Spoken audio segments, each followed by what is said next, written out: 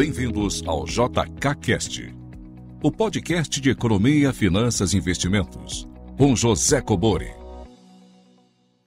Sejam todos muito bem-vindos a mais um episódio do JKCast. Perguntas em áudio e texto para o WhatsApp 61 981 17 0005. Perguntas entre 40 segundos e 1 minuto, se identificando de onde você fala e gravando de locais silenciosos. Se você ainda não é inscrito no canal, se inscreva e ative as notificações. Não esqueça de fazer os seus comentários aqui abaixo e, caso goste, dê o seu like. Sem mais delongas, vamos aqui à nossa primeira pergunta. Olá, professor Cobori. Aqui é o Fernando Jorge, de Curitiba. A minha dúvida é em relação a despesas financeiras, no balanço das empresas.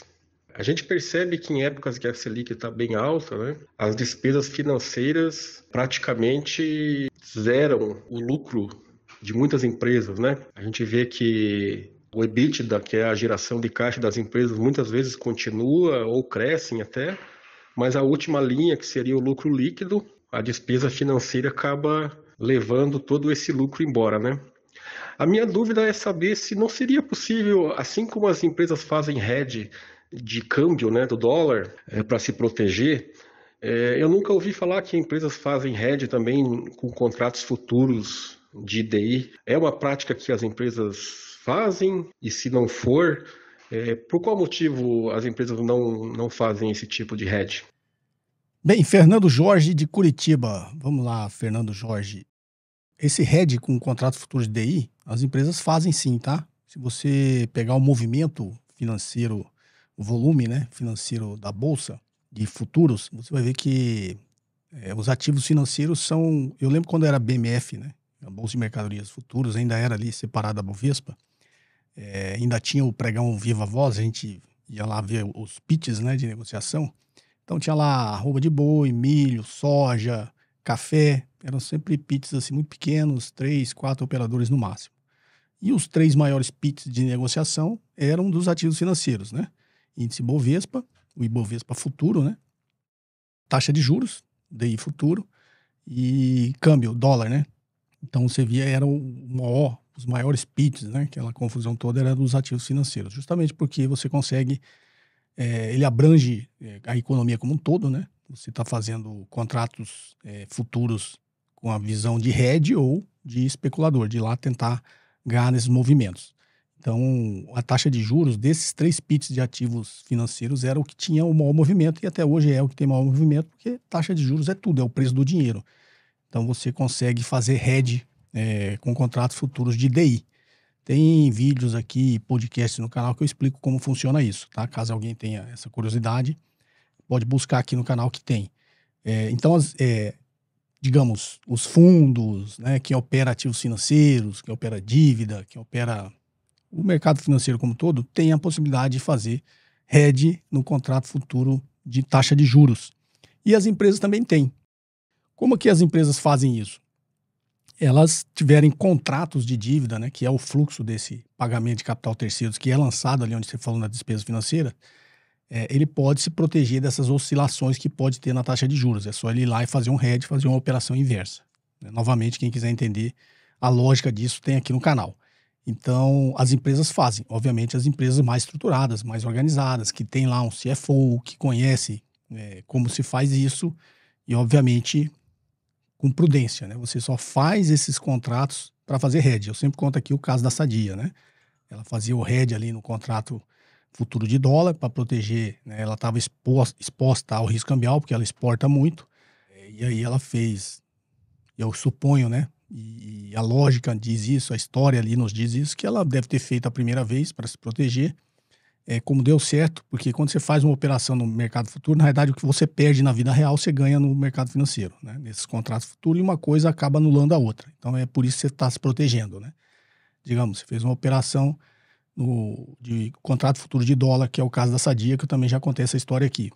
Você quer proteger, sei lá, uma oscilação na taxa de câmbio. Aí você fez no mercado futuro, você perdeu 100 milhões na vida real, nas suas faturas lá que você tinha que receber, se você é um exportador, você recebeu 100 milhões a menos, mas como você fez um hedge no mercado futuro, você ganhou esses 100 milhões do outro lado. Então, uma coisa anula a outra.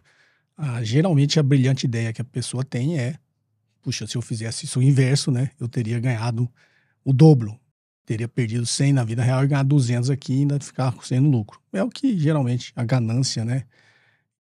A pessoa se sente iluminada, acha que ela tem essa habilidade, acaba fazendo isso no mercado e acaba perdendo dinheiro. Foi o caso da Sadia, tá? Ela foi fazendo, deu certo 5 anos. O dia que deu errado, quebrou a empresa. Então, voltando, desde que seja feito com prudência, tem que você fazer essas operações, utilizar o mercado financeiro, o mercado futuro de taxa de juros para se proteger de eventuais oscilações que tenham na taxa de juros que vão afetar o fluxo da empresa, né? O fluxo de pagamento de dívida, tá? Depende, obviamente, dos contratos de dívida que a empresa tem. Mas, voltando ali no básico e no simples, se a empresa tem um fluxo de capital terceiros, ou seja, despesas de juros ali lançadas em despesas financeiras, que está comendo toda a geração de caixa operacional, essa empresa tem um problema. Ela está extremamente alavancada. E, com certeza, ela paga no capital terceiro uma taxa de juros maior, justamente porque ela tem um risco financeiro maior. Então, se você, sei lá, gera 100 de lucro operacional e você tem 100, pelo exemplo que você deu, se come todo o lucro operacional, então você tem 100 de lucro operacional e tem 100 de despesas financeiras. Ou seja, seu nível de alavancagem é tão alto que o seu caixa operacional serve só para pagar o capital terceiro, não sobra nada para o capital próprio, né, que é o fluxo de caixa do acionista. Então a empresa está extremamente alavancada, né? Ela está num nível de alavancagem inadequado, muito superior ao que deveria. Com isso, ela deve estar pagando uma taxa de juros muito maior, porque ela oferece um risco financeiro muito maior, seus credores devem cobrar uma taxa de juros maior, e ela entra nessa bola de neve, né? O dia que ela não gerar esse caixa operacional, ela vai ficar no prejuízo, no negativo. E geralmente são situações muito difíceis de sair. Então, uma empresa que tem essa situação que você falou, a primeira preocupação dela não é nem fazer hedge no mercado futuro, tá? É ela se desalavancar até chegar num nível que ela não ofereça tanto risco para o mercado, que o mercado não a veja com um risco financeiro muito alto e ela possa pagar aí uma taxa de juros mais adequada à empresa, ao fluxo de caixa da empresa e, obviamente, ao que o segmento paga para se alavancar. Então, essa sinalização é preocupante justamente por isso, né? Porque como que o credor vê, já falei também bastante, tem vídeos que eu falo sobre isso, sobre a alavancagem financeira, né? Como que o credor vê o seu risco? A sua geração de caixa. Mesma coisa se olhar para você como pessoa física. Como que o gerente do banco vê o seu risco? Pela sua renda. Então, se a empresa tem uma geração de caixa que é sazonal, digamos que ela esteja no setor que é sazonal, ela pega, obviamente, o que seria a média dessa sazonalidade, né? Quando você tem muita geração de caixa, você provisiona. Quando você tem pouco, você usa o seu provisionamento. Pegaria ali, que seria uma empresa organizada, o que seria esse nível de geração de caixa médio que essa empresa tem, e a partir disso ela determina o quanto essa empresa pode se alavancar. Como você disse no seu exemplo, se a empresa está comendo todo o seu lucro operacional com despesa financeira, é porque ela está extremamente alavancada. Oferece um grande risco para os seus credores e um grande risco para os seus acionistas. Então, que é muito mais para o acionista, porque o acionista não tem garantia nenhuma. O credor, pelo menos, tem garantias. Tá ok? Espero ter colaborado e ajudado com a sua dúvida. Vamos aqui à próxima pergunta. Tudo bom, professor Cobori? Que é o Vinícius, de Goiânia. Professor, a dúvida que eu tenho, eu não vejo ninguém tirando. Hoje, por exemplo, eu tenho um financiamento com custo efetivo total de 8%. Vamos dizer que eu tenho a possibilidade de quitar esse financiamento. Tenho todo o capital.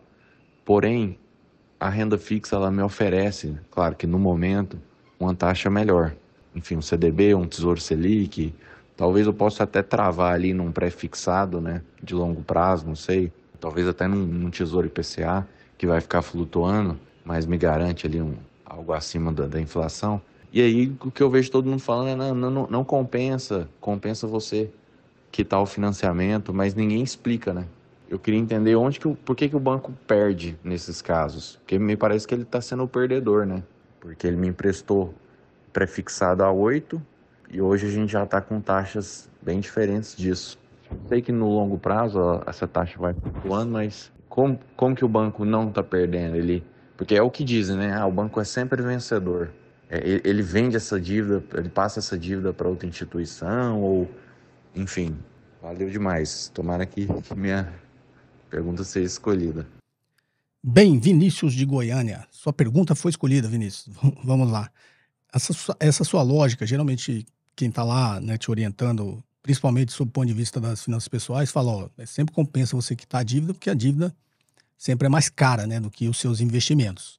Pelo que você está me falando, não, que a sua dívida foi emitida ali a IPCA mais 8, que é alto, tá? Se for isso que eu entendi, né? E você tem lá também investido em títulos do Tesouro IPCA mais 8. Então, teoricamente, você está empatado. Aí você fala, bom, eu vou lá e quito no banco, porque a orientação é pague sempre sua dívida, o que eu também acho melhor, tá? Porque geralmente a dívida é muito maior e mesmo no seu caso, se ela for menor, obedecendo tudo mais constante aí, a curva de juros, você com certeza em algum momento você vai começar a perder para o nível da sua dívida, tá? Então, quanto antes você quitar, melhor. Mas a sua dúvida, pelo que eu entendi, é onde o banco, por que o banco, né, deixa antecipar e quitar se ele vai perder dinheiro, já que ele está travado ali em IPCA mais 8, e se a taxa de juros continuar caindo, pela lógica, né, que eu entendi, a sua dúvida o banco não vai conseguir pegar esse meu dinheiro e reemprestar na mesma taxa. O raciocínio é muito isso, tá? Primeiro, que o banco sempre tem a preferência pela liquidez, né? Porque você oferece um risco, né? Se você antecipar, você eliminou o risco do banco. Se você ficar, sei lá, sua dívida é de 5 anos, o banco ainda vai carregar esse seu risco durante 5 anos. Isso para ele talvez não seja interessante, né? Na verdade não é interessante para ninguém, mas você tem que usar o seguinte raciocínio. Se o banco te fez uma dívida, te emprestou dinheiro, digamos, para pagar daqui 5 anos, te fez uma dívida, né, um financiamento aí para pagar em 5 anos, pelo que eu entendi, esse seu financiamento, ele tem uma taxa de juros que está esperada nesse risco e nessa curva, tá? Para quem fez o curso, se não me engano, eu não sei se no Segredos da Independência eu também ensino isso sobre taxa de juros, mas no comportamento dos mercados, com certeza, tem uma parte lá que só ensina a calcular juros, taxa termo, taxa futuro, no jargão do mercado, né? Taxa à vista, taxa spot, taxa forward, taxa termo, né? Taxa futura. Imagine a seguinte situação. Você tem 2 opções de títulos para investir. E aí títulos, imagine também título de dívida, ou na realidade, quando o banco te empresta dinheiro, ele está te comprando um título de dívida, né? Você está emitindo uma dívida para o banco que ele está comprando. Então imagine o seguinte, está comprando, está te dando dinheiro e pegando ali o seu contratinho que é o TIR de dívida. Você tem 2 opções, vou dar um exemplo simples, né? De 1 ano, você tem um TIR de 1 ano que paga 8% e um TIR de 2 anos que paga 10% ao ano, tá? Sempre a taxa anual. E aí você precisa saber que a taxa à vista aqui para 1 ano é 8%. A taxa à vista para 2 anos é 10%. Você tem que imaginar o que seria a taxa à vista do ano 1 para o ano 2, que você não tem, que é o que a gente chama de taxa a termo, né? Então tem como você calcular. Se você souber essas 2 taxas, tem como você calcular. Então, o que seria o equivalente a 10% ao ano durante 2 anos, de 8% no ano 1, e qual seria a taxa à vista no ano 2? É uma conta até simples na matemática financeira, né? Então, essa taxa a termo é igual a 1 mais a taxa de 2 anos elevado ao quadrado, já que são 2 anos, dividido por 1 mais a taxa de 1 ano.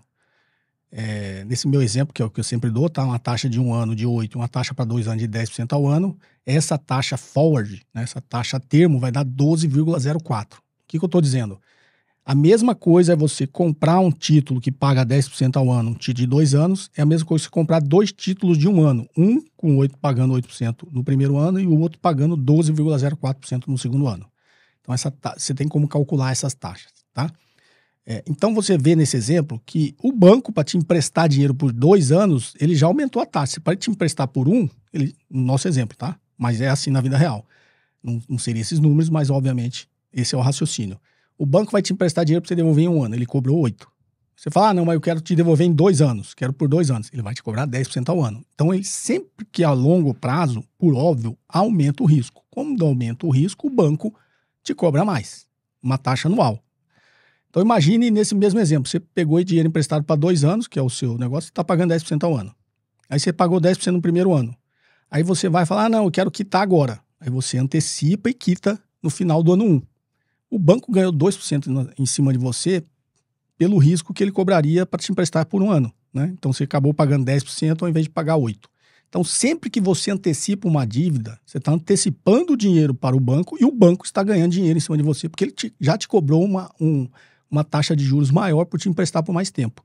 Então, o banco ganha tá? E você antecipou, eliminou o risco, ele te cobrou uma taxa de juros maior pelo período que você ficou, e geralmente tem uma penalidade, tá? Mesmo que você não tiver penalidade, ele tá ganhando dinheiro, mas geralmente tem um pênalti ali, ele não tira todos os juros, né? Ele não antecipa tudo. Os bancos não fazem isso.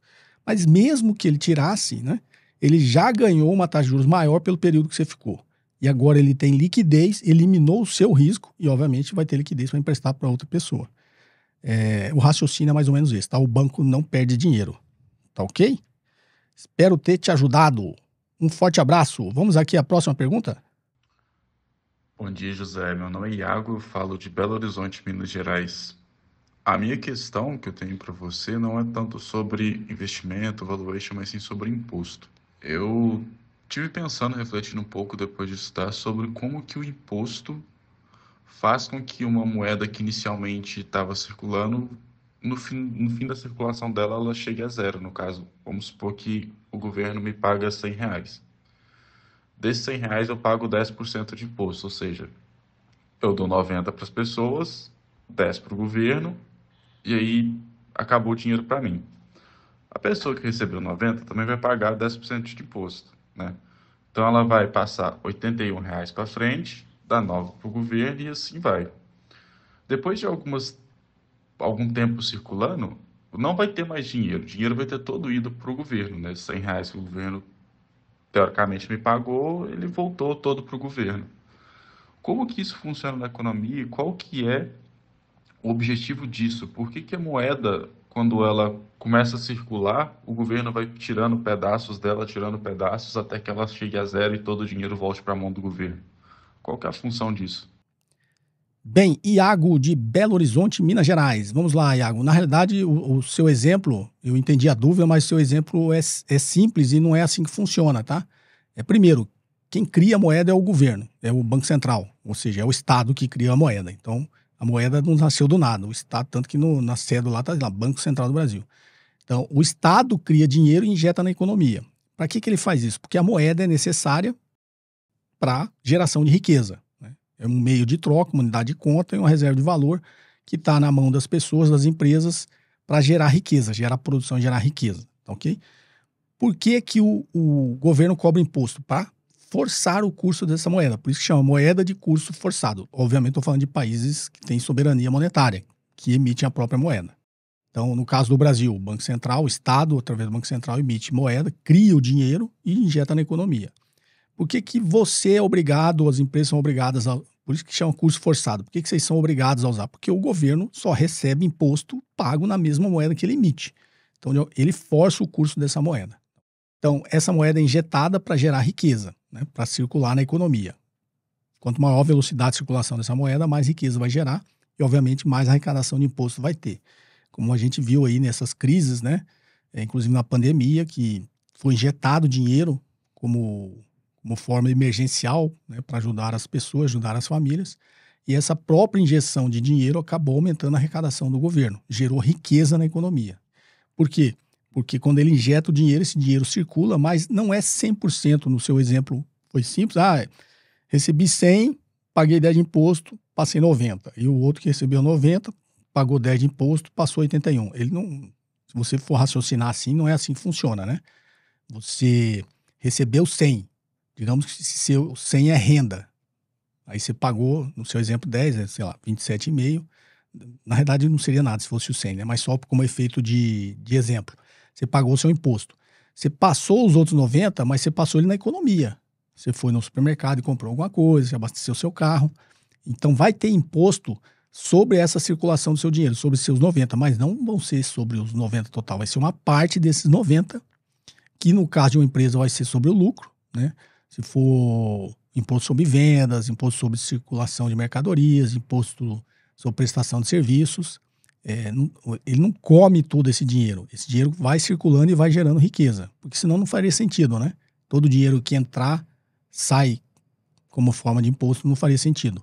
Uma parte, obviamente, sai como forma de imposto, porque essa moeda é de curso forçado, o governo só aceita o pagamento dos seus impostos nessa moeda, mas ele injetou o dinheiro na economia para o dinheiro circular e criar riqueza. Tá? É assim que funciona. Não sei se eu entendi a sua dúvida de forma muito simples e respondi de forma muito simples, mas pelo que eu entendi é isso, é assim que funciona. Tá ok? Espero ter te ajudado. Pessoal, esse episódio fica por aqui. Foram poucas perguntas aqui que foram selecionadas. Como eu disse, as perguntas, né, sempre dúvidas sobre conteúdo, né, dúvidas técnicas sobre conteúdo, sobre situações, sobre qualquer coisa que vocês imaginem ligada à economia, finanças, investimentos, estratégia empresarial, até sobre política, se quiser, né? O pessoal não gosta muito, mas eu falo, porque eu digo, todo mundo tem um posicionamento. Dou aqui minha opinião também, mas não enviem perguntas pedindo dicas, né, de qual ação comprar, o que eu faço. Tem gente que manda pergunta que é tipo uma consultoria, né? Tem uma carteira assim, tem a tal ação, o que você acha? Eu vendo, apareceu uma outra ação, eu compro. Isso é dica, recomendação, eu não dou aqui. Então envie sua pergunta entre 40 segundos e 1 minuto, sempre de locais silenciosos, se identificando de onde você fala. Se inscreva no canal, faça seus comentários aqui abaixo. Caso tenha gostado, clique no like. Ok? Um forte abraço e até o próximo episódio. Você ouviu mais um episódio de JK Cast, o podcast de economia, finanças e investimentos com José Cobori.